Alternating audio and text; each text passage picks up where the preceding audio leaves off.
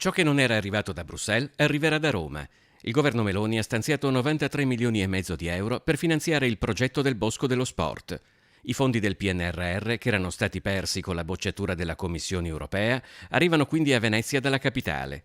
All'epoca la scelta europea era stata accolta con stupore e contrarietà dal comune, ma sono giornate che oggi appaiono lontanissime dopo le notizie arrivate da Roma.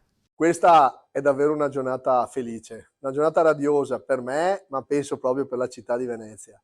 Per i giovani come me che da 20 anni, da 30 anni aspettano queste grandi strutture sportive per questa grande operazione a cui abbiamo sempre creduto.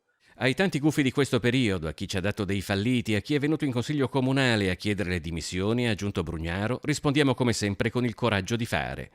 Sulla stessa linea il parlamentare di Fratelli d'Italia Raffaele Speranzon, secondo il quale con questo finanziamento si è dato un colpo di spugna alle polemiche e si è raggiunto un altro importante risultato per la città, sbugiardando gli uccelli del malaugurio col buon governo del centrodestra. E devo dire che la soddisfazione è davvero grande. Lo dedico ai bambini e lo vedremo costruire, lo vedremo crescere, vedremo il palazzetto e vedremo lo stadio. E questo è dedicato a tutti voi che ci avete creduto, ci avete votato e ci sostenete. Secondo Monica Sambo del Partito Democratico, invece, il sindaco esulta come un tifoso sulla scelta del governo di finanziare il palazzetto dello sport, ma ha perso i 90 milioni del PNRR e impegnato le tasse dei veneziani per uno stadio che non avrà un euro a carico dei privati come avviene nel resto del mondo.